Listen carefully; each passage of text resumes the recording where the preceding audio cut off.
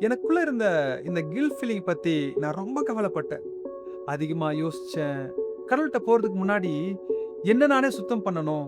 எனக்குள்ள இருக்கிற இந்த கில்ட் ஃபீலிங்க வந்து கடவுள்ட்ட போறதுக்கு முன்னாடி கிளியர் பண்ணணும். இதயத்துல வந்து எதுவுமே இருக்கக்கூடாது அப்படின்னு நான் நெனச்சேன். ஏன்னா இந்த கில்ட் ஃபீலிங்கோட நான் கடவுள்ட்ட போகும்போது, ஒருவேள அவர் என்ன வெறுத்துட்டா? என்ன பார்க்காம அவர் தன்னோட முகத்த திருப்பிக்கிட்டா? நான் என்ன பண்றது? அப்படிங்கிற ஒரு பயம் இருந்துச்சு. ஆனா உங்களுக்கு ஒரு விஷயம் தெரியுமா? இயேசு அப்படிப்பட்டவர் இல்லங்க. அவருக்கு உங்க மேல வெறுப்பே வராது.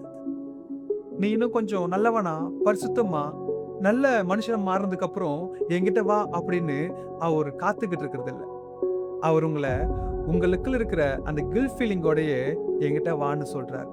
அதனால தான் ஒளிஞ்சிருக்கிறத நான் நிறுத்திட்டு நேரா ஆண்டவர்ட்ட சொல்லிட்டேன்.